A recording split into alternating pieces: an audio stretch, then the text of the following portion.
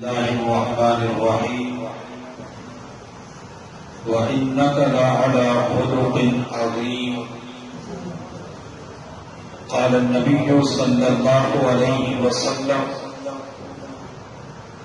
إن أكمل المؤمنين إيمانا أحسنهم خلقا، أو كما قال عليه الصلاة والسلام. سبحان ربك رب العزة عما يصفون وسلام على المرسلين والحمد لله رب العالمين. اللهم صل على سيدنا محمد وعلى آل سيدنا محمد وبارك وسلم. اللهم صل على سيدنا محمد وعلى آل سيدنا محمد وبارك وسلم. اللهم صل على سيدنا محمد وعلى آل سيدنا محمد وبارك وسلم. اللہ رب العزت نے اس کائنات میں دو چیزوں کو جوڑنے کے لیے ایک تیسری چیز کو پیدا فرمایا ہے. کاغذ کے دو ٹکڑوں کو آپس میں جوڑنے کے لیے اللہ رب العزت نے سمت اور دوڑ کا انتظام فرمایا ہے. کپڑے کے دو ٹکڑوں کو آپس میں جوڑنے کے لیے اللہ رب العزت نے سوئی اور دھاگے کا انتظام فرمایا ہے. دو اینٹوں کو آپس کے اندر ملانے اور جوڑنے کے لیے اللہ رب العزت نے سیمنٹ اور گارے کا انتظام فرمایا ہے. لکڑی کے دو ٹکڑوں کو آپس میں جوڑنے کے لیے اللہ رب العزت نے میل کا انتظام فرمایا ہے. لوہے کے دو ٹکڑوں کو آپس میں جوڑنے کے لیے اللہ رب العزت نے ویلڈنگ کا انتظام فرمایا ہے. جب کائنات کے اندر دو چیزوں کو آپس میں ملانے اور جوڑنے کے لیے کوئی نہ کوئی تیسری چیز موجود ہے تو ذہن کے اندر ایک سوال پیدا ہوتا ہے، آخر وہ کون سی چیز ہے جس کی بدولت دو دل آپس کے اندر جڑ جاتے ہیں. ان دلوں کے اندر اللہ تعالی الفت اور محبت کو پیدا فرما دیتے ہیں. تو بات سمجھ لیں، دو دلوں کو آپس کے اندر جوڑنے اور ملانے والی تیسری چیز کا نام اچھے اخلاق ہے. جب انسانوں کی زندگی کے اندر میرے محبوب صلی اللہ علیہ وسلم کے اخلاق کریمانہ ہوتے ہیں، اللہ تعالیٰ ان اخلاق کی وجہ سے دلوں کے اندر الفت اور محبت کو پیدا فرما دیتے ہیں. بلکہ جب انسانوں کی زندگی کے اندر اچھے اخلاق ہوتے ہیں، اللہ تعالیٰ اچھے اخلاق کی بدولت نفرتوں کو محبتوں کے اندر تبدیل فرما دیتے ہیں. اچھے اخلاق کی وجہ سے دشمنیاں دوستی کی شکل اختیار کر لیتی ہے. حضور صلی اللہ علیہ وسلم نے اپنی بہتر اور نبوت اور رسالت کا جو مقصد بیان فرمایا ہے، وہ مقصد کیا ہے؟ میرے محبوب صلی اللہ علیہ وسلم نے ارشاد فرمایا، انما بعثت لاتمم مکارم الاخلاق.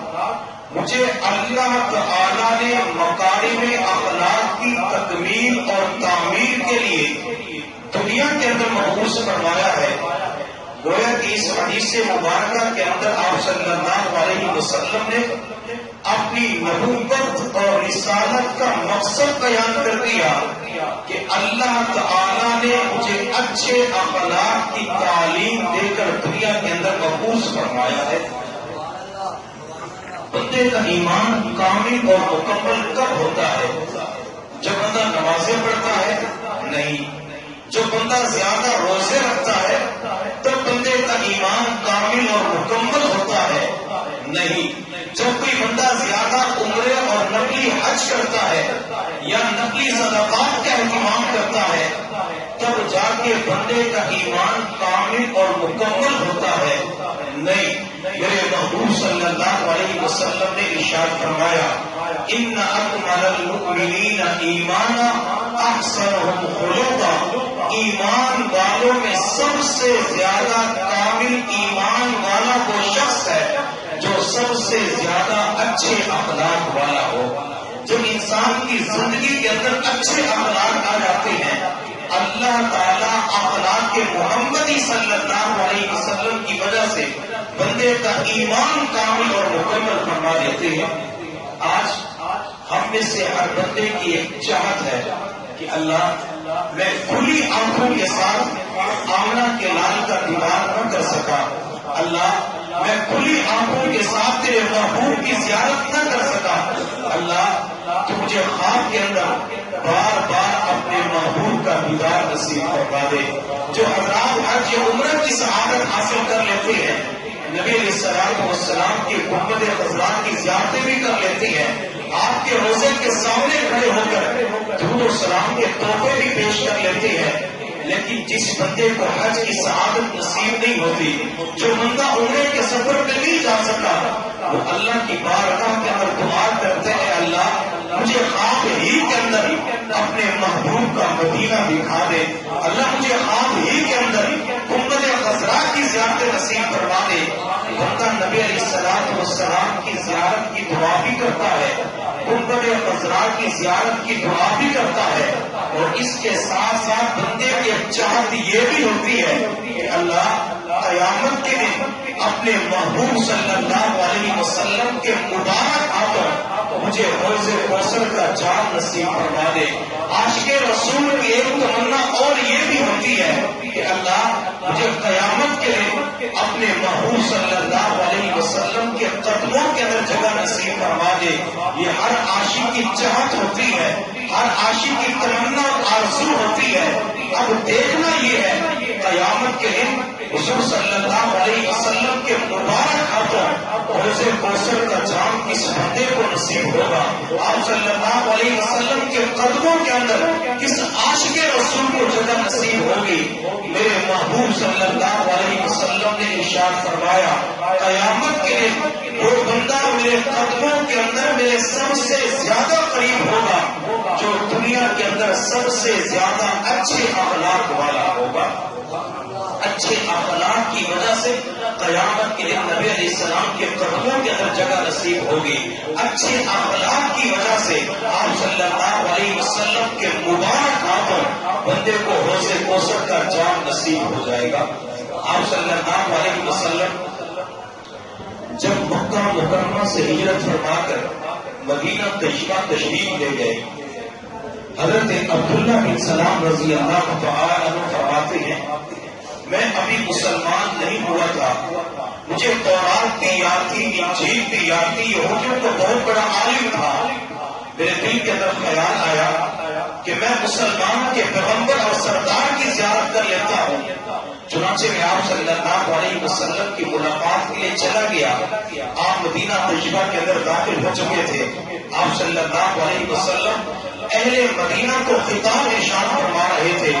حضرت عبداللہ بن سلام فرماتے ہیں جو میری پہلی نظر آپ صلی اللہ علیہ وسلم کے وضحا والے چہرے پر پڑی، جب میں نے چمکتے دمکتے روشن چہرے کی طرف دیکھا تو میں نے اسی وقت سوچ لیا یہ چہرہ کسی جھوٹے انسان کا نہیں ہو سکتا۔ میں آگے بڑھا اور آگے بڑھ کے عرض کے اللہ کے نبی آپ مجھے کلمہ پڑھا کے مسلمان کر دیجئے۔ آپ صلی اللہ علیہ وسلم نے کلمہ پڑھا دیا، عبداللہ بن سلام مسلمان ہو گئے۔ یہودیوں کو بعد میں پتہ چلا، کہنے لگے عبداللہ اتنے بڑے عالم ہو کر یہودیت کی ناک کٹوا دی، تو نے ایمان قبول کر لیا، اسلام قبول کر لیا، لوگ کیا کہیں گے؟ حضرت عبداللہ بن سلام رضی اللہ تعالی عنہ نے اپنی زبان سے کوئی جواب نہ کیا.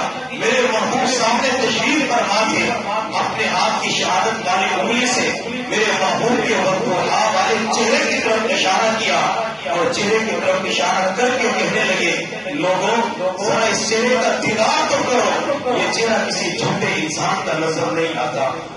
یہی عبداللہ بن سلام رضی اللہ تعالی عنہ فرماتے ہیں کہ جب میں نبی علیہ السلام کی خدمت کے اندر پہنچا, آپ اہل مدینہ کو خطاب ارشاد فرما رہے تھے, تو آپ صلی اللہ علیہ وسلم نے اہل مدینہ کو 4 باتیں ارشاد فرمائی.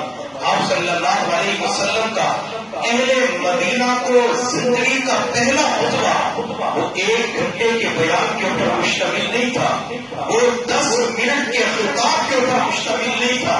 میرے محبوب نے اہل مدینہ کو صرف 4 باتیں ارشاد فرمائی. آپ صلی اللہ علیہ وسلم نے ارشاد فرمایا, یا ایھا الناس, اے لوگوں, افشوا السلام, سلام پھیلایا کرو, ایک دوسرے کو سلام کیا کرو. وأطعموا الطعام, ایک دوسرے کو کھانا کھلایا کرو. وصلوا الارحام, اور رشتے ناطے جوڑ کے رکھا کرو, اور رات کے وقت نماز پڑھا کرو. اہل مدینہ, جب تم دنیا کے اندر یہ 4 کام کرو گے تو اللہ تعالیٰ تمہیں سلامتی کے ساتھ جنت عطا فرمائے گا.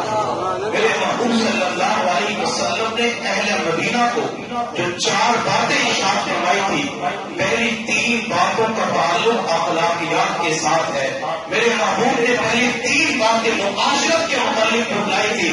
اہل مدینہ کو متوجہ کر دیا تھا کہ اہل مدینہ, جب تک تمہاری زندگی کے اندر یہ اخلاق حمیدہ پیدا نہیں ہوں گے, جب تک تمہاری زندگی کے اندر مسلمانوں کے ساتھ ہمدردی خیرخواہی کا جذبہ پیدا نہیں ہوگا, اس وقت تک تمہیں جنت کا داخلہ نصیب نہیں ہو سکتا. میرے محبوب نے جو پہلی بات ارشاد فرمائی وہ فرمایا کہ ایک دوسرے کو سلام کیا کرو. آج ہم مسلمان مجبوری طور پر اپنے معاشرے کے اوپر نظر ڈالتے ہیں. آج مسلمانوں کی حالت یہ بن چکی ہے, مسلمان ایک دوسرے سے مسافہ کرنے کے لیے تیار نہیں ہوتا. جب 2 مسلمانوں کی آپس کے اندر ملاقات ہوتی ہے, ایک مسلمان جس کے دل کے اندر ایمان کی دولت موجود ہوتی ہے, جو ایک اللہ کو ماننے والا ہوتا ہے, ایک پیغمبر کو ماننے والا ہوتا ہے, ایک قرآن عظیم الشان کے اوپر ایمان لانے والا ہوتا ہے, ایک ہی بیت اللہ کی طرف رخ کر کے نماز پڑھنے والا ہوتا ہے, جب آپس کے اندر ملاقات ہوتی ہے تو زبان سے السلام علیکم کا جملہ نکالنا اس بندے کے لیے مشکل ہو جاتا ہے. میرے محبوب صلی اللہ علیہ وسلم نے فرمایا, جب 2 مسلمان آپس کے اندر ملاقات کرتے ہیں, ایک مسلمان دوسرے مسلمان سے کہتا ہے السلام علیکم, اللہ بندے کو 10 نیکیاں عطا فرما دیتے ہیں. اگر بندہ سلام یوں کر لیتا ہے السلام علیکم ورحمۃ اللہ, اللہ 30 نیکیاں عطا فرما دیتے ہیں. اگر بندہ پورا سلام کرتا ہے السلام علیکم ورحمۃ اللہ وبرکاتہ, آمنہ کے لال نے فرمایا, اللہ کے لال رسول نے فرمایا, اللہ پورا سلام کرنے کی وجہ سے بندے کو 30 نیکیاں عطا فرما دیتے ہیں. اور جب کوئی بندہ سلام کرتا ہے تو سلام کرنے والا اپنے بھائی کو دعا دے رہا ہوتا ہے, اور جواب دینے والا اپنے بھائی کو دعا دے رہا ہوتا ہے. جب بیٹا اپنے والد کے پاس جاتا ہے, دکان کے اندر داخل ہوتا ہے, بیٹے کی نظر والد کے چہرے پہ پڑتی ہے, یہ بیٹا والد کے چہرے کی طرف دیکھ کر کہتے ہیں ابو السلام علیکم ورحمۃ اللہ وبرکاتہ. یہ بیٹا سلام کر کے اپنے والد کو دعا نہیں دیتا, یہ بیٹا سلام کر کے نازیبا کلمات استعمال نہیں کرتا, بلکہ اپنے والد کو دعا دیتے, ابو آپ کے اوپر اللہ کی جانب سے سلامتی نازل ہو, ابو آپ کے اوپر اللہ کی جانب سے رحمتیں نازل ہو, ابو آپ کے اوپر اللہ کی جانب سے برکتیں نازل ہو. جب بیٹا والد کو دعا دیتا ہے اور والد سلام کا جواب دیتے وعلیکم السلام ورحمۃ اللہ وبرکاتہ, والد بھی بیٹے کو یہی دعا دیتے بیٹا تیرے اوپر بھی سلامتی نازل ہو, بیٹا تیرے اوپر بھی رحمتیں نازل ہو, بیٹا تیرے اوپر بھی برکتیں نازل ہو.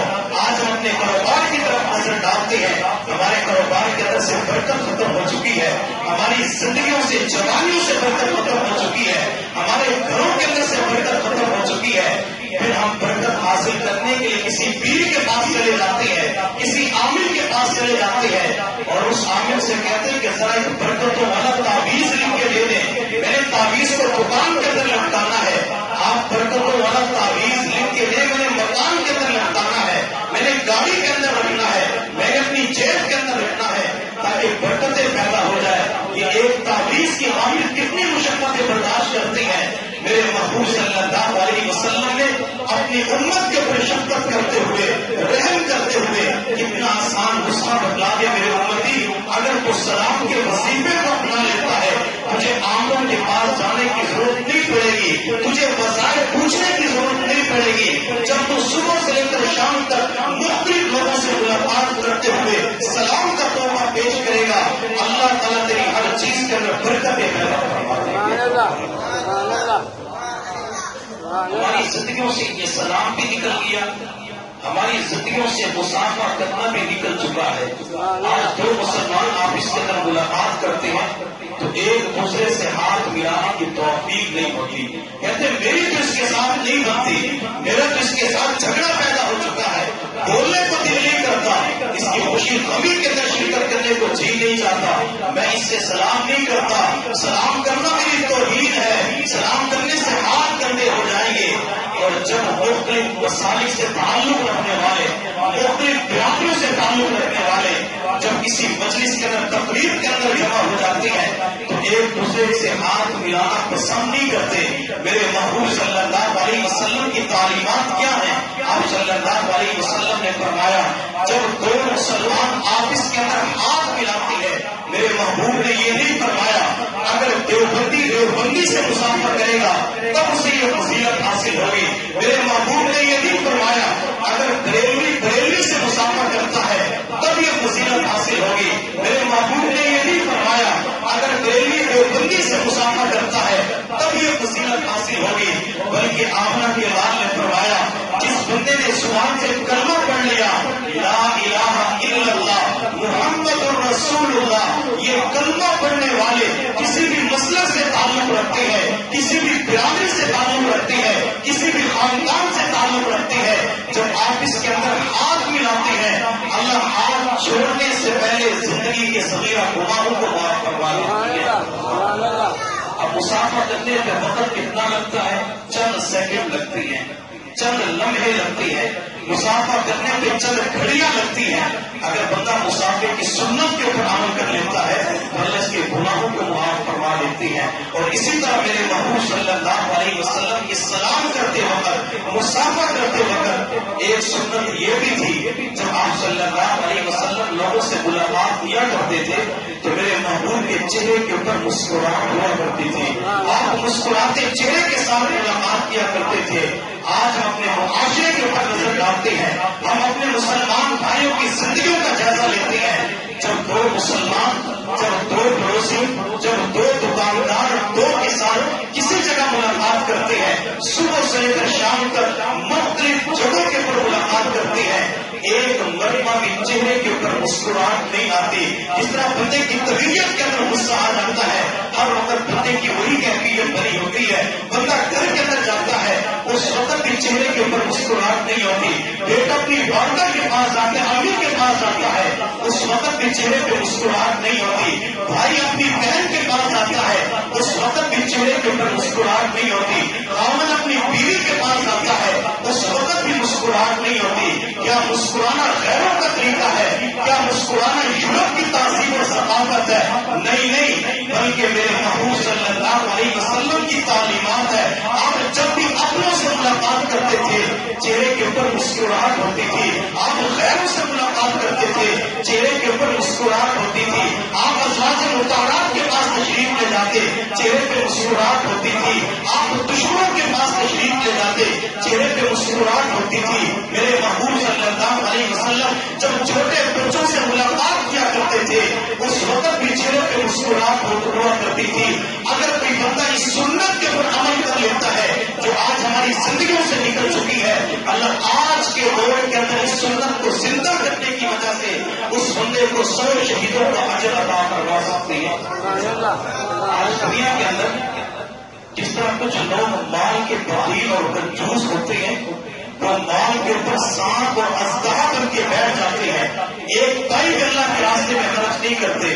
اسی طرح میں دوست احباب سے کہا کرتا ہوں کہ کچھ لوگ اس مسکراہٹ کے بخیل ہوتے ہیں، اس مسکراہٹ کے کنجوس ہوتے ہیں، صبح سے لے کر شام تک مختلف لوگوں سے ملاقات کرتے ہیں، اپنے خاندان کے افراد سے ملاقات کرتے ہیں، برادری کے افراد سے ملاقات کرتے ہیں، بازار والوں سے ملاقات کرتے ہیں، لیکن چہرے کے اوپر ایک مرتبہ بھی مسکراہٹ نہیں آتی۔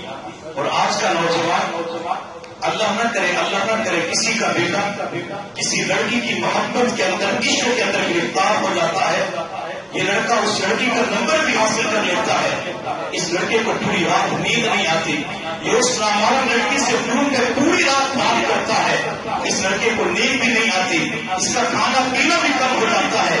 یہ نوجوان جب کسی نامعلوم لڑکی سے گفتگو کرتا ہے تو دنیا جہان کی مٹھاس اس کی زبان پہ آ جاتی ہے، دنیا جہان کی شیرینی اس کی زبان کے اندر آ جاتی ہے، لیکن جب یہی نوجوان چاہے کبارہ ہے یا شادی شدہ، جب یہ گھر کی دہلیز کے اندر قدم رکھتا ہے تو دنیا جہان کی کڑواہٹ اس کی زبان کے اندر آ جاتی ہے، دنیا جہان کی تلخی اس کی زبان کے اندر آ جاتی ہے۔ والدہ سے بات کر تو سخت لہجے میں بات کرتا ہے، خاوند بیوی سے بات کرتا ہے تو تلخ لہجے کے اندر بات کرتا ہے، نوجوان بھائی اپنی کسی بہن سے بات کرتا ہے، لہجے کے اندر سختی ہوتی ہے۔ آخر یہ نوجوان جو گھر کی دہلیز سے باہر تھا، دنیا جہان کا مٹھاس زبان کے اندر تھا، آخر وہ مٹھاس کیوں ختم ہو گیا، وہ شیرینی کیوں ختم ہو گئی، زبان سے وہ حلاوت کیوں ختم ہو گئی؟ میرے محبوب صلی اللہ علیہ وسلم کی تعلیمات کیا ہے؟ آپ صلی اللہ علیہ وسلم نے ارشاد فرمایا، جب کوئی شادی شدہ مرد خاوند گھر کے اندر داخل ہوتا ہے، بیوی سامنے موجود ہوتی ہے، خاوند بیوی کے چہرے کی طرف دیکھ کر سلام کرتا ہے اور بیوی کے چہرے کو دیکھ کر مسکرا پڑتا ہے، بیوی خاوند کے سلام کا جواب بھی دیتی ہے اور خاوند کی مسکراہٹ کو دیکھ کر مسکرا بھی پڑتی ہے۔ میرے محبوب صلی اللہ علیہ وسلم نے فرمایا، جب یہ دو بندے زمین پہ مسکراتے ہیں، اللہ ان دونوں کو دیکھ کر عرش کے اوپر مسکرا پڑتی ہے۔ آگے یہ رشتہ کس کا ہے؟ خاوند اور بیوی کا رشتہ ہے، ہسبینڈ اور وائف کا رشتہ ہے۔ اگر یہ دو ازدواجی زندگی کے اندر منسلک ہونے والے ایک دوسرے کو مسکرا پڑتے ہیں تو اللہ ان دونوں کو دیکھ کر عرش کے اوپر مسکرا پڑتے ہیں۔ اگر بیٹا اپنے والد سے ملاقات کرتے ہوئے مسکرا پڑے، اگر بیٹی والدہ سے ملاقات کرتے ہوئے مسکرا پڑے، اگر بھائی بہن سے ملاقات کرتے ہوئے مسکرا پڑے، اگر کسی بھی مسلک سے تعلق رکھنے والا جب وہ بازار کے اندر کسی سے ملاقات کرتا ہے، اس کے چہرے کے اوپر مسکراہٹ آ جاتی ہے کہ اللہ تعالیٰ لوگوں کو خوشی پہنچانے کی وجہ سے ہم سے راضی نہیں ہوں گے، کہ اللہ دوسروں کو خوشی پہنچانے کی وجہ سے ہمارے گناہوں کو معاف نہیں کروائیں گے۔ بندہ مسلمانوں کو خوشی پہنچا دے گے، اللہ تعالیٰ کی محبت بھی نصیب ہوتی ہے، نبی اسلام کی محبت بھی نصیب ہو جاتی ہے۔ تو حضور صلی اللہ علیہ وسلم نے اہل مدینہ کو جو خطاب ارشاد فرمایا تھا، وہ خطاب 4 نکات کے اوپر مشتمل تھا۔ اہل مدینہ ایک دوسرے کو سلام کیا کرو، اہل مدینہ غریبوں مسکینوں کو کھانا کھلایا کرو، رشتے ناطے جوڑ کے رکھا کرو اور رات کے وقت نماز پڑھا کرو۔ جب تمہاری زندگی کے اندر اخلاقیات آئیں گے، تمہاری زندگی کے اندر معاشرت آئے گی، تمہاری زندگی کے اندر اخلاق حمیدہ آئیں گے، تمہاری زندگی کے اندر اخلاق محمدی آئیں گے، تو اللہ تعالیٰ تمہیں سلامتی کے ساتھ جنت عطا فرما دیں گے۔ اپنے پھل سے پہچانا جاتا ہے اور انسان اپنے اخلاق سے پہچانا جاتا ہے۔ جس درخت کا پھل خوبصورت ہو، میٹھا ہو، اچھا ہو، ذائقے کے اندر بھی لذیذ ہو، لوگ اس درخت کو کاٹتے نہیں ہیں، لوگ اس درخت کی حفاظت کرتے ہیں، اس درخت کو پانی پہنچاتے ہیں، اس درخت کے سائے کے اندر بیٹھنا پسند کرتے ہیں۔ اسی طرح جس بندے کی زندگی کے اندر اچھی اخلاق ہوتے ہیں، لوگ اس کے پاس بیٹھنا اپنی سعادت سمجھتے ہیں۔ اچھے اخلاق والے بندے کی باتوں سے دوسرے لوگوں کو فائدہ پہنچ جاتا ہے۔ حضرت سری صدقی رحمۃ اللہ علیہ ایک مرتبہ جنگل کے درمیان سے گزر رہے تھے. حضرت سری صدقی رحمۃ اللہ علیہ فرماتے کہ میرے اوپر نیند کا غلبہ ہوا. میں تھوڑی دیر آرام کرنے کے لیے ایک درخت کے نیچے لیٹ گیا. جو تھوڑی دیر کے بعد میری آنکھ کھلی, میں نے درخت کے اندر سے ایک آواز محسوس کی. جب اللہ چاہتے ہیں تو ایسے واقعات رونما کروا دیتے ہیں. حضرت سری فرماتے میں نے آواز سنی, یا سری کن مثلی, اے سری تم میرے جیسا ہو جا. حضرت سری صدقی رحمۃ اللہ علیہ فرماتے میں بڑا حیران ہو گیا کہ میں اس درخت کی طرح کیسے بن سکتا ہوں. یہ درخت نہ حرکت کر سکتا ہے نہ جھک سکتا ہے, یہ ایک جامد چیز ہے, میں تو انسان ہوں. حضرت سری صدقی رحمۃ اللہ علیہ فرماتے ہیں میں نے اس درخت کو مخاطب کر کے کہا اکون مثلوں کا, میں آپ کی طرح کیسے بن سکتا ہوں. اس درخت کے اندر سے پھر آواز آئی, یا سری ان الذین یرموننی بالاحجار, اے سری لوگ مجھے پتھر مارتے ہیں اور میں لوگوں کے پتھروں کے جواب میں پھل لوٹاتا ہوں. سری تو میری طرح بن جا, جب تو دین کا کام کرے گا لوگوں تک اللہ کا دین پہنچائے گا. کوئی تجھے گالیاں نکالے گا, کوئی تنقید کرے گا, طرز کا نشانہ بنائے گا, لیکن سری تمہیں اینٹ کا جواب پتھر کے ساتھ نہیں دینا بلکہ اچھے اخلاق کا مظاہرہ کر کے اگلے بندے کے دل کو جیت لینا ہے. اور یہی اخلاق جب تک ہماری زندگیوں کے اندر تھے اللہ تعالیٰ نے ہماری دعاؤں کو بھی قبول کیا ہوا تھا. آج ہم دعا کے لیے ہاتھ اٹھاتے ہیں, اپنی خالی جوڑیاں اپنا دامن اللہ کے سامنے پھیلاتے ہیں, ہماری دعائیں قبول نہیں ہوتی, ہماری دکان کے اندر برکتیں پیدا نہیں ہوتی. آخر وجہ کیا ہے؟ وجہ یہ کہ جب سے ہم نے اخلاق محمدی کو چھوڑا اللہ تعالیٰ نے ہمیں نفس و شیطان کے حوالے فرما دیا. حضرت آدم علیہ السلام سے لے کر آج تک بلکہ قیامت تک جتنی انسانیت دنیا سے جا چکی ہے موجود ہے, یہ قیامت تک آئے گی. تمام انسانیت کے اندر پورے عالم کے اندر جو سب سے بڑھ کر اخلاق تھے وہ آمنہ کے لال کے تھے, وہ فاطمہ رضی اللہ تعالی عنہا کے والد کے تھے, حسن و حسین کے نانا کے تھے. میرے محبوب صلی اللہ علیہ وسلم کے اخلاق کی گواہی میرے رب نے قرآن عظیم الشان نے ان الفاظ کے اندر کی ہے, وَإِنَّكَ لَعَلَىٰ خُلُقٍ عَظِيمٍ. میرے محبوب اخلاق کے بلند مرتبے کے اوپر فائز ہو چکی ہے.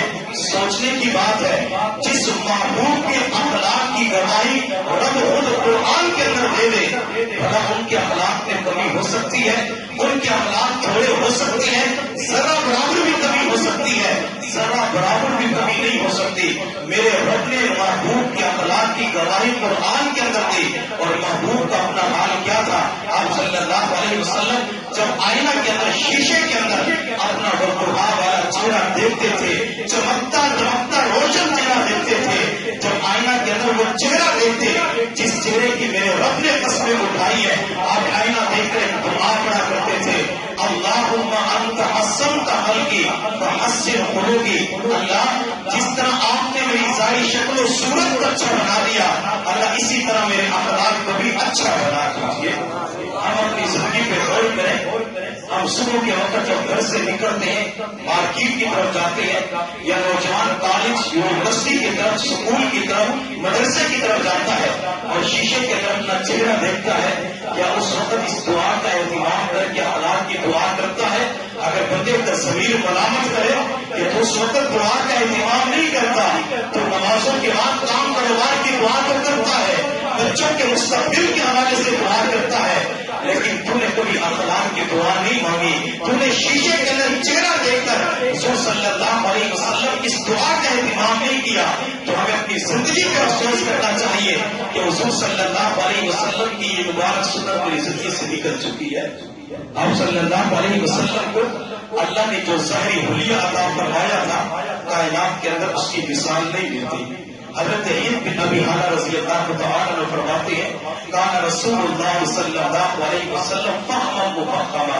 آپ صلی اللہ علیہ وسلم اپنی ذات کے اعتبار سے عظیم تھے. آپ صلی اللہ علیہ وسلم کا قد مبارک نہ زیادہ لمبا تھا نہ زیادہ چھوٹا تھا, قدر بلندی کی طرف مائل تھا, عظیم القامت تھی. آپ صلی اللہ علیہ وسلم کا سر مبارک قدر اعتدال کے ساتھ بڑا تھا, वासी उल जबीन आप सल्लल्लाहु अलैहि वसल्लम की मुबारक पेशानी कदर कुशादा थी।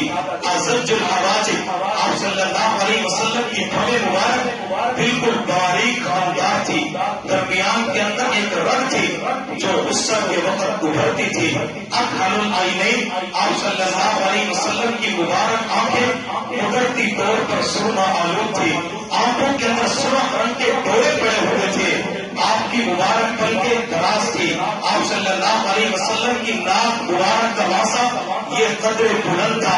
कान्नमा यअलूहु नूर, हर वक्त यहाँ पे नूर टपक रहा होता था। सहलुल खद्दैन आप सल्लल्लाहु अलैहि वसल्लम के रुखसार मुबारक न अंदर को धंसे हुए न बाहर को निकले हुए बिल्कुल बराबर थे। जब रुखसार के ऊपर पसीना आता था तो पसीना के कतरे मोतियों की तरह चमकते हुए नजर आते थे। गलील आप सल्लल्लाहु अलैहि वसल्लम का मुंह मुबारक कदरे कुशादा था। मुकल्लिजुल इस्नान आपके दांतों के दरमियान कदरे खला था। जब मेरे महबूब गुफ्तगू फरमाया करते थे, मेरे महबूब सहाबा से बोलते थे, बातचीत करवाते थे, आपके दांतों के दरमियान से नूर की शुआएं फूटती हुई महसूस होती थी। कफ्तुल लिहिया आप सल्लल्लाहु अलैहि वसल्लम की दाढ़ी मुबारक ये घनी थी, सीने मुबारक को घेर लिया करती थी। दाढ़ी मुबारक के अंदर 17 या 19 के करीब सफेद बाल थे। आप सल्लल्लाहु अलैहि वसल्लम का सीना मुबारक कदरे कुशादा था। आपका सीना मुबारक मेरे महबूब का पेट मुबारक बिल्कुल बराबर था। ये पेट न अंदर को फंसा हुआ न बाहर को निकला हुआ बिल्कुल बराबर था। सीने मुबारक से लेकर नाक तक बालों की बारीक लंबी लकीर थी।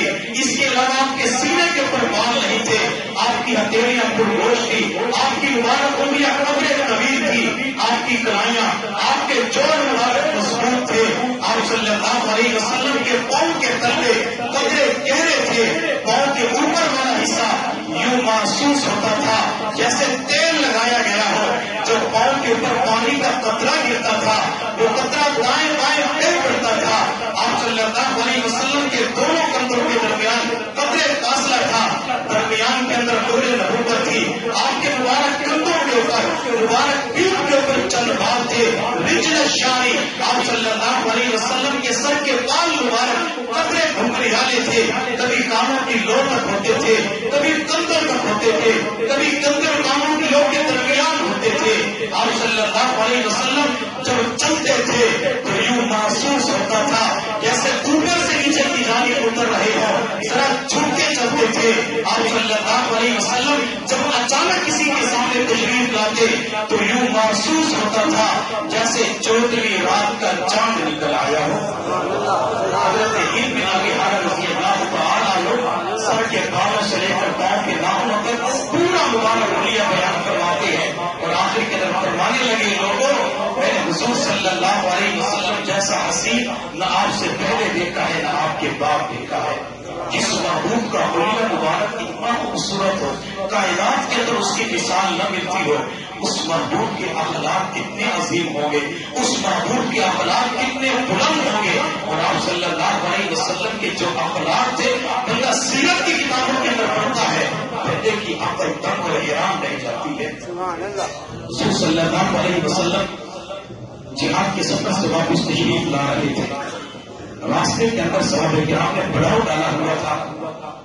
उस मौके पर दो सहाबा की आपस साहबी ने कहा, ओ मुहाजिरीन मेरी मदद करो, मुहाजिरीन जमा हो जाओ। तो सारे मुहाजिरीन जमा हो गए। दूसरी तरफ अंसारी ने कहा, ओ अंसारियों मेरी मदद करो। इधर मुहाजिरीन जमा हो गए, इधर अंसारी जमा हो गए। मुआमला बिगड़ने वाला था, ये लड़ाई दूर पकड़ने वाली थी। किसी साहबी ने दौड़ते हुए हुजूर सल्लल्लाहु अलैहि वसल्लम को जाके बतलाया, अल्लाह के नबी मुआमला खराब हो चुका है।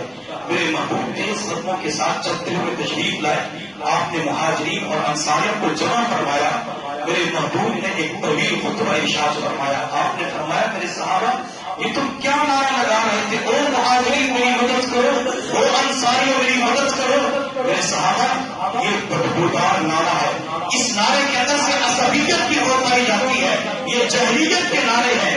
क्या तुम्हारे अंदर से जहलियत की बातें अभी नहीं गई? जब हुजूर सल्लल्लाहु अलैहि वसल्लम ने दर्द दिल के साथ तवील खुतबा इरशाद करवाया, अकाबिर सहाबा किराम आगे बढ़े और हाथ जोड़ के दुआ की मांग یہ سوری کری اللہ کے نبی ہمارے نوجوانوں سے غلطی ہو چکی ہے، ہمارے نوجوانوں کو معاف کر دیجیے۔ جب بوڑھے صحابہ کرام آگے بڑھے اور سوری کر لی، معذرت کر لی، تو آپ صلی اللہ علیہ وسلم نے تمام صحابہ کو معاف فرما دیا، معاملہ ٹھنڈا پڑ گیا۔ اس موقع پر ایک شخص تھا جس کو دنیا عبداللہ بن ابی سلول رئیس المنافقین کے نام سے جانتی ہے، اس بدبخت نے ایک جملہ کہا، لئن رجعنا الى المدینہ لیخرجن الاعز منها الاذل، اگر ہم مدینہ لوٹ کے چلے گئے تو مدینہ کے معززین ذلیلوں کو باہر نکال دیں گے۔ یوں سمجھ لیں اس نے اپنے آپ کو معزز کہا اور میرے محبوب صلی اللہ علیہ وسلم اور آپ کے صحابہ کے بارے میں نازیبا کلمات استعمال کیے۔ میرے محبوب کو پتہ چل گیا، لیکن آپ نے انتخابی جذبات کا اظہار نہیں فرمایا۔ اگر میرے محبوب آپ کے کونے سے اشارہ فرماتے، صحابہ کرام اس کا سر تل سے جھکا کر دیتے۔ آپ نے کچھ بھی نہیں کہا، آپ نے لوگوں سے فرمایا کہ مدینہ کی طرف چلو، چنانچہ آپ نے مدینہ طیبہ کی طرف چل پڑا۔ اس عبداللہ کا ایک بیٹا تھا، اس کا نام بھی عبداللہ تھا، وہ پکے سچے مخلص صحابی تھے۔ جب بیٹے کو پتا چلا کہ میرے والد نے گستاخی کی ہے، بیٹا مدینہ طیبہ کے انٹری راستے کے پر، داخلی راستے کے پر کھڑا ہو گیا اور تلوار کو نیام سے باہر نکالا۔ والد سامنے سے آ رہا تھا، بیٹے نے والد کے چہرے کی طرف دیکھا اور چہرے کی طرف دیکھ کر کہا، اگر تم نے ایک قدم بھی آگے بڑھایا تو میں تیرا سر تن سے جدا کر دوں گا۔ والد کہنے لگا، تو میرا لفظ جگر ہے، میں نے تجھے پالا، تجھے جوان کیا۔ بیٹا بھی والد کا سر کام کرتا ہے، تو بیٹے نے ایمان سے بھرپور جواب دیا۔ بیٹا کہنے لگا، والد اپنی جگہ پہ، لیکن تو میرے محبوب کی شان میں گستاخی کرتا ہے، میرے محبوب کی شان میں بےادبی کرتا ہے، آج تو مدینہ کے اندر داخل نہیں ہو سکے گا۔ کسی صحابی نے اللہ کے محبوب کو بتلایا، اللہ کے نبی بیٹے نے اپنے والد کا راستہ روکا ہوا ہے۔ میرے محبوب کے صدموں کے ساتھ چلتے ہوئے تشریف لائے، آپ بیٹے کے پاس پہنچے اور بیٹے سے فرمایا، بیٹا یہ تیرا والد ہے، اپنے والد کے لیے راستہ چھوڑ دے۔ نہیں اللہ کے نبی، والد اپنی جگہ پہ، یہ آپ کی شان میں گستاخی کرتا ہے، میرا جی چاہتا ہے آج آپ کی محبت اور عشق کے اندر اپنے والد کا سر قلم کر کے میں آپ کے قدموں پہ قربان کر دوں۔ میرے محبوب صلی اللہ علیہ وسلم نے فرمایا، نہیں عبداللہ، میں والدین کے قتل کرنے کے لیے دنیا کے اندر نہیں بھیجا گیا، عبداللہ اپنے والد کا راستہ چھوڑ دو۔ جب میرے محبوب نے بیٹے کو سمجھایا تو بیٹے نے نبی علیہ السلام کی محبت اور عشق کے اندر اپنے والد کا راستہ چھوڑ دیا۔ یہ والد مدینہ کے اندر داخل ہو گیا اور یہ شخص کون تھا؟ یہ وہ بدبخت تھا اس نے سیدہ طاہرہ ام المؤمنین والمؤمنات حضرت عائشہ صدیقہ رضی اللہ تعالی عنہا کے اوپر زنا کی تہمت لگائی۔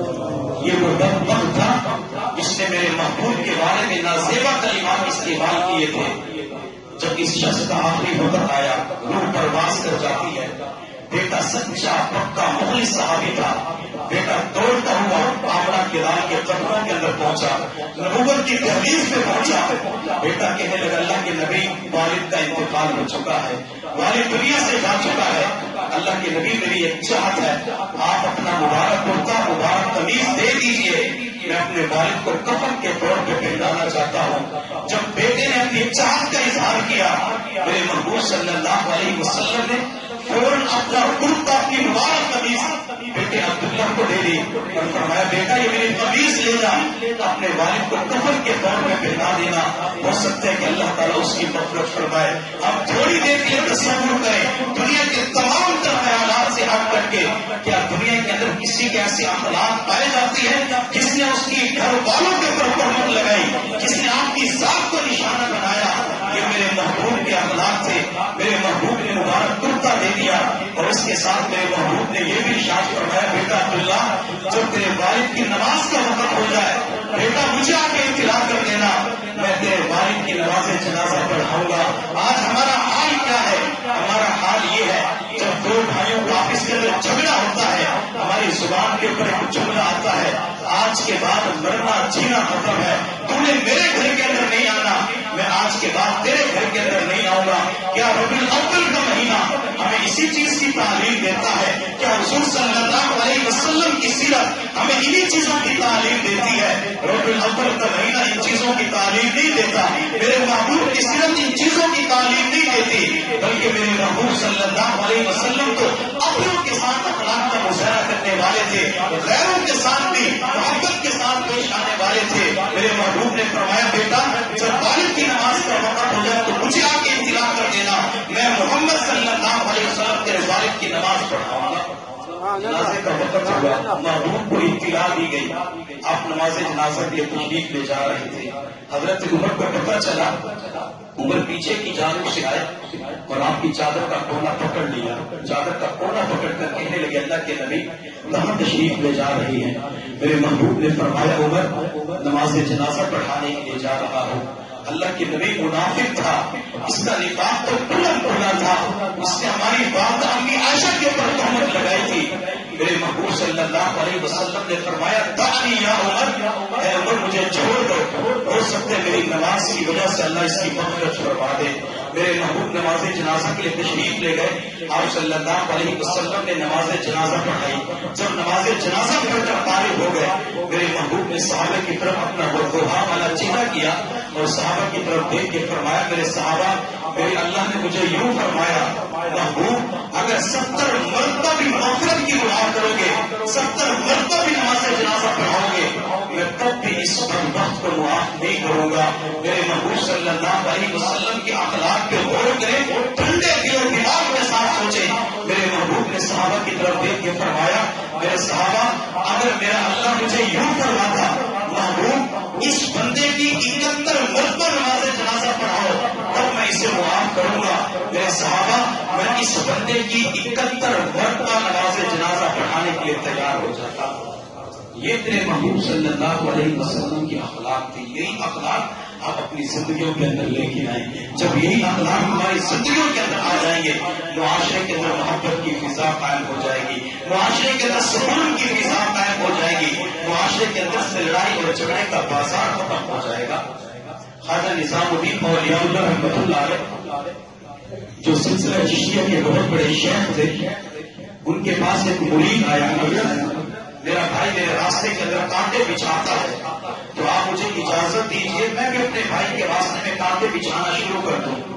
خواجہ نظام الدین اولیاء اللہ رحمۃ اللہ علیہ نے فرمایا میرے بھائی اگر کوئی بندہ تیرے راستے میں کانٹے بچھائے تو اس کے راستے میں کانٹے نہ بچھانا. اگر تم نے کانٹے بچھانے شروع کر دیے تو پوری کائنات کے اندر کانٹے ہی کانٹے ہو جائیں گے، لوگوں کے لیے چلنا مشکل ہو جائے گا. خواجہ نظام الدین اولیاء اللہ رحمۃ اللہ علیہ نے اس انداز سے تربیت کروائی، ورنہ اسی وقت ہاتھ جوڑ کے کہنے لگا حضرت میں آج کے بعد کسی کو نظام نہیں پہنچاؤں گا، آج کے بعد کسی کو تکلیف نہیں پہنچاؤں گا، بلکہ اللہ کے بندوں کے ساتھ محبت کروں گا، نبی علیہ الصلوۃ والسلام کی امت کے ساتھ ترس کھانے والا بن جاؤں گا. اور اسی وجہ سے شاعر مشرق تڑپ اٹھے. علامہ اقبال رحمۃ اللہ علیہ نے فرمایا تھا یوں تو سید بھی ہو مرزا بھی ہو اقبال بھی ہو، یوں تو سید بھی ہو مرزا بھی ہو اقبال بھی ہو، تو سبھی کو چھوڑ بتاؤ تو مسلمان بھی ہو. کہیں فرقہ بندی ہے اور کہیں ذاتی ہے، کیا زمانے میں بھٹکنے کی یہی باتیں ہیں؟ آج کا مسلمان کبھی پڑوسی کو تکلیف پہنچاتا ہے، آج کا مسلمان بد اخلاقی کا مظاہرہ کر کے گھر کے اندر کبھی بیوی کو ایذا پہنچاتا ہے، کبھی ماں کو تکلیف پہنچا کر ماں کو رونے پہ مجبور کر دیتا ہے. اس ماں کی آنکھوں سے کب تک موٹے موٹے آنسو گر رہی ہوتی ہے لیکن اولاد کو ترس نہیں آتا. یہ ربیع الاول کا مہینہ ہمیں جہاں مختلف تعلیمات کا حکم دیتا ہے، ہمیں یہ حکم بھی دیتا ہے کہ حضور صلی اللہ علیہ وسلم کے اخلاق کو اپنا کر آپ صلی اللہ علیہ وسلم کی سیرت کو زندگی کے اندر لا کر کسی امتی کو تکلیف نہ پہنچائی جائے. اسی اللہ والے نے کیا خوب کہا مسجد ڈھا دے مندر ڈھا دے ڈھا دے جو کچھ رہتا، مسجد ڈھا دے مندر ڈھا دے جو کچھ رہتا، پر اسے کا دل نہ ڈھاوی وقت خدا کچھ رہتا. اگر تم مسجد کو گرانا چاہتے مسجد کو گرا دے، اگر تم مندر کو گرانا چاہتے مندر کو گرا دے، لیکن کسی مسلمان کے دل کو ایذا نہ پہنچانا، کسی مسلمان کے دل کو تکلیف نہ پہنچانا، کیونکہ دل کے اندر اللہ ہوتا ہے، دل اللہ رب العزت کا گھر ہے. جب کوئی مسلمان کسی کو ایذا پہنچاتا ہے یوں سمجھ لے اس بندے نے اللہ کے گھر کو ایذا پہنچا دی. اور آج کا مسلمان لوگوں کو مختلف طریقوں سے ایذا پہنچاتا ہے. اللہ خاص کا چھوڑ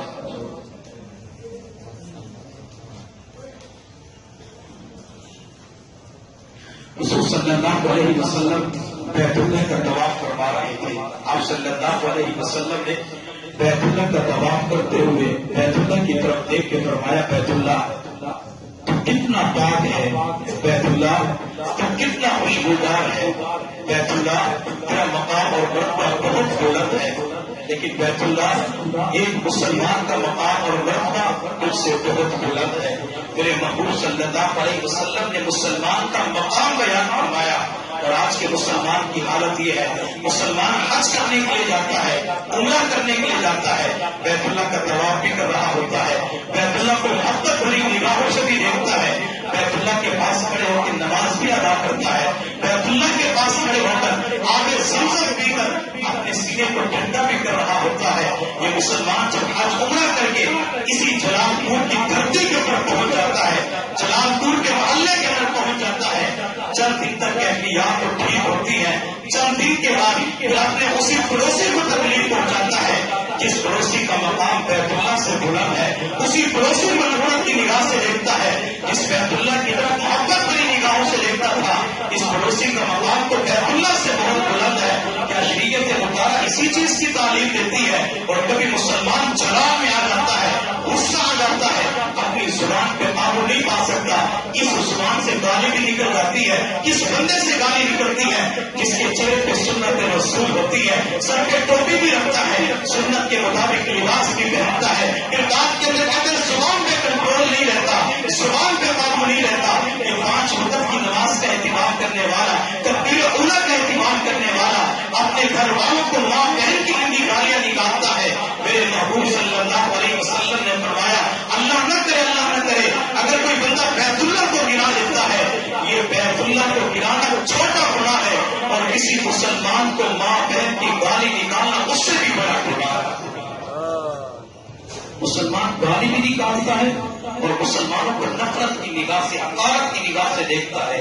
آپ صلی اللہ علیہ وسلم عرفات کے میدان سے مزدلفہ کی طرف تشریف لے جا رہے تھے.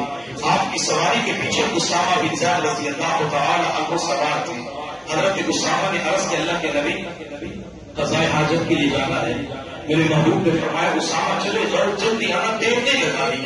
حضرت اسامہ چلے گئے لیکن تاخیر ہو گئی. جب اسامہ بن زید رضی اللہ تعالی عنہ تاخیر سے پہنچے، کچھ لوگوں نے اسامہ بن زید کے چہرے کی طرف دیکھا. حضرت اسامہ بن زید رنگ کے کالے تھے، تو وہ لوگ چہرے کی طرف دیکھ کر کہنے لگے اس کالے کلوٹے کی وجہ سے قافلے کو روک دیا گیا، اس کالے کلوٹے کی وجہ سے تاخیر ہو چکی ہے. جن لوگوں نے عرفات کے میدان میں حضور صلی اللہ علیہ وسلم کی معیت میں حجۃ الوداع کے موقع پر جمعۃ المبارک کے برکتوں والے دن میں اسامہ بن زید کو صرف اتنا کہا اس کالے کلوٹے کی وجہ سے تاخیر ہو گئی. ان لوگوں نے یوں سمجھ لے اسامہ بن زید کو نفرت کی نگاہ سے دیکھا. وہ سارے کے سارے لوگ آخری وقت کے اندر مرتد ہو کے دنیا سے چلے گئے. ان لوگوں کو آخری وقت میں ایمان کی دولت بھی نہیں مل سکی. وجہ کیا تھی؟ ان لوگوں نے شراب پی تھی، ان لوگوں نے بدکاری کی تھی، ان لوگوں نے کسی انسان کا خون بہایا تھا، ان لوگوں نے چوری کی تھی، ڈکیتی کی تھی، ان لوگوں نے ڈاکہ ڈالا تھا، ان لوگوں نے کسی کی عزت کو لوٹا تھا. نہیں، صرف ایک شخص کو نفرت کی نگاہ سے دیکھا، ایک کو حقارت کی نگاہ سے دیکھا. حقارت کی نگاہ سے دیکھنے کی وجہ سے اللہ نے ایمان کی دولت کو سلب کر دیا.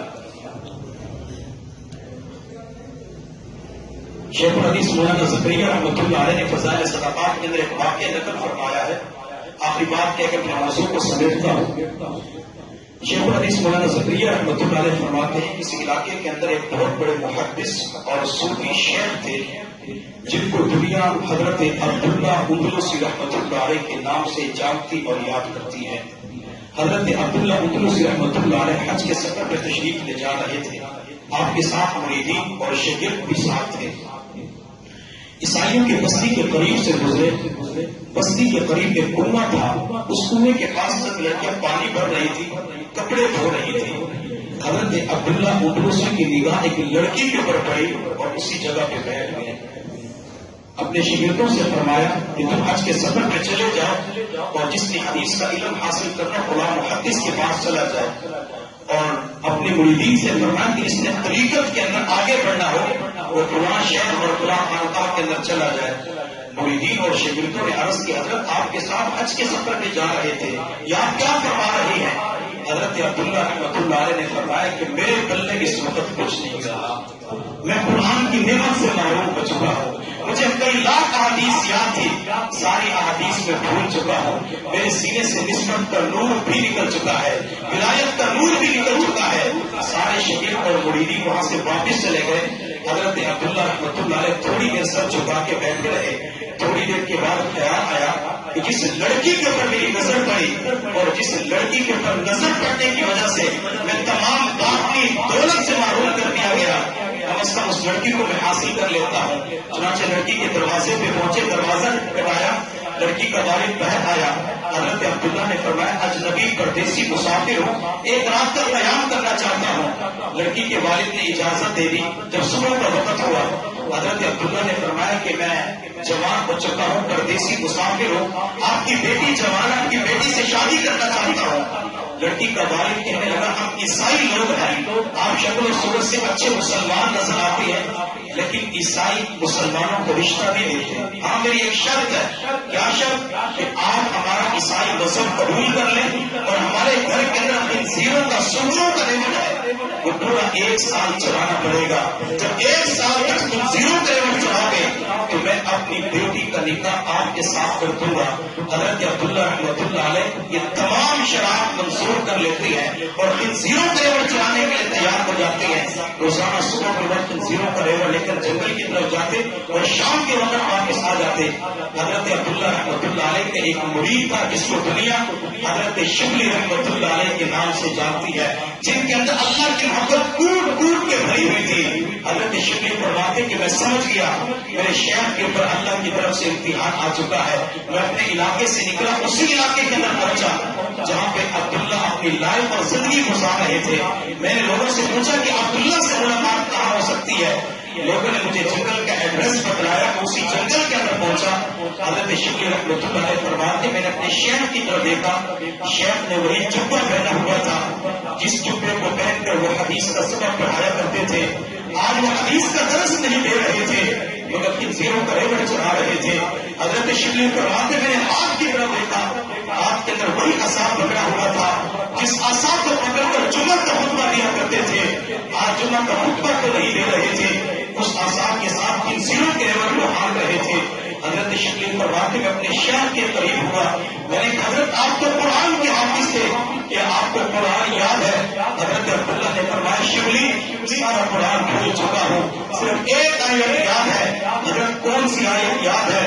حضرت نے فرمایا وَمَن يُهِنِ اللَّهُ فَمَا لَهُ مِن مُكْرِمٍ، جس بندے کو اللہ ذلیل کر دے اللہ کے سوا کوئی عزت دے نہیں سکتا۔ حضرت شبلی رحمۃ اللہ علیہ فرماتے میں نے پھر عرض کیا حضرت آپ تو کئی لاکھ احادیث کے حافظ تھے، کہ آپ کو کوئی حدیث یاد ہے؟ حضرت نے فرمایا ساری احادیث بھول چکا ہوں، ایک حدیث یاد ہے، من بدل دینہ فاقتلوہ، جو بندہ اپنے دین کو بدل دے ڈالے اس بندے کو قتل کر دیا جائے۔ آج مجھے اللہ کی زمین میں رہنے کا کوئی حق باقی نہیں۔ حضرت شبلی رحمۃ اللہ علیہ فرماتے ہیں جب میں نے اپنے شیخ کی باتوں کو سنا میں شیخ کے سینے کے ساتھ چمٹ گیا، میں نے بھی رونا شروع کر دیا، میرے حضرت نے بھی ساتھ بتا رونا شروع کر دیا۔ حضرت شبلی فرماتے ہیں میرے شیخ نے ہو کر اللہ کی بارگاہ میں عرض کیا اللہ امتحان بندوں کے اوپر آتے ہیں، اللہ امتحان میرے اوپر بھی آیا لیکن آپ کا یہ امتحان لمبا ہو چکا ہے، اللہ مجھے آپ سے یہ توقع تو نہیں تھی کہ آپ مجھے مسجد اور مدرسے سے نکال کر مجھے خانقاہ سے نکال کر خنزیروں کے ریوڑ چرانے میں لگا دیں گے۔ اللہ میں آپ کے سامنے توبہ کرتا ہوں، اللہ مجھے اس عذاب سے نکال لیجئے۔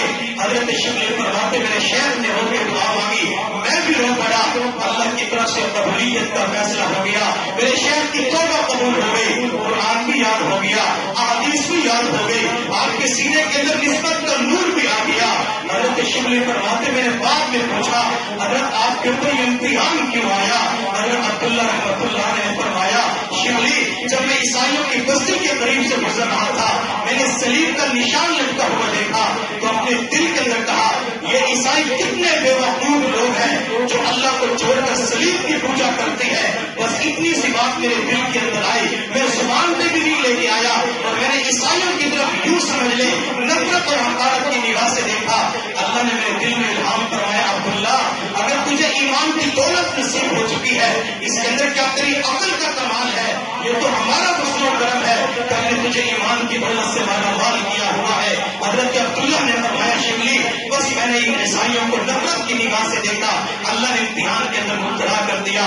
تھوڑی دیر کے سوچنے کی بات ہے، وقت کا محدث تھا، وقت کا حافظ تھا، جن کے زیر سایہ سینکڑوں مریدین تھے، ہزاروں کی تعداد کے شاگرد تھے، اگر ان کی نگاہ عیسائیوں کے اوپر پڑتی ہے اور دل کے اندر صرف اتنی بات آ جاتی ہے، اللہ امتحان کے اندر مبتلا کر دیتے ہیں۔ لیکن آج بڑے افسوس سے کہنا پڑتا ہے، بڑے درد دل کے ساتھ کہنا پڑتا ہے، اگر اس بات پہ خون کے آنسو بہائے جائیں وہ آنسو بھی کم ہے۔ کبھی بیٹا باپ کو نفرت کی نگاہ سے دیکھتا ہے، کبھی چھوٹا بھائی بڑے بھائی کو نفرت کی نگاہ سے دیکھتا ہے، کبھی پڑوسی کو نفرت کی نگاہ سے دیکھتا ہے۔ ایک مسجد کے اندر نماز پڑھنے والے، ایک ہی مسلک سے تعلق رکھنے والے ایک دوسرے کو نفرت کی نگاہ سے دیکھتے ہیں، کبھی مدرسے والے نفرت کی نگاہ سے دیکھتے ہیں، کبھی دین کے شعبے کے ساتھ وابستہ ہونے والے ایک دوسرے کو عورت کی نگاہ سے دیکھتے ہیں۔ کیا شریعت کے مطابق اس چیز کی اجازت دیتی ہے؟ ایک فقیر کی بات کو یاد رکھے، اسے پلے باندھ لے، دل کی تختی کے اوپر نقش کر لے۔ جو اللہ یہ آنکھیں علماء کی زیارت کے لیے دے سکتا ہے، جو اللہ یہ آنکھیں قرآن دیکھنے کے لیے، بیت اللہ کو دیکھنے کے لیے، گنبد خضرا کو دیکھنے کے لیے دے سکتا ہے، وہ مسلمانوں کو آنکھ اور نفرت کی نگاہ سے دیکھنے کی وجہ سے آنکھوں کی بینائی سے محروم بھی کر سکتا ہے۔ جو اللہ دینا جانتے ہیں وہ اللہ لینا بھی جانتا ہے۔ اس لیے ہمیں چاہیے کہ کسی مسلمان کو نفرت کی نگاہ سے نہ دیکھیں، اور بالعقل کا مہینہ ہمیں انہی اخلاق کی تعلیم دیتا ہے۔ حضور صلی اللہ علیہ وسلم کی سیرت کو اپنانے کی تعلیم دیتا ہے۔ انہی اخلاق کو زندگیوں کے اندر لے کے آئے۔ یہ اخلاق ہمیں کہاں مل سکتے ہیں؟ جب ان اللہ والوں کے قدموں کے اندر آئیں گے، ان اللہ والوں کی صحبت کے اندر بیٹھیں گے، ان اللہ والوں کے ساتھ تعلق بنائیں گے، ان اللہ والوں کے ساتھ نتھو ہو جائیں گے۔ اللہ تعالیٰ ان کی صحبت کے اندر بیٹھنے کی وجہ سے ہمیں اخلاق کی عالیہ نصیب فرما سکتے ہیں۔ اللہ تعالیٰ ہم سب کو اخلاق کی دولت کے ساتھ مالا مال فرمائے۔ وآخر دعوانا الحمدللہ رب العالمین۔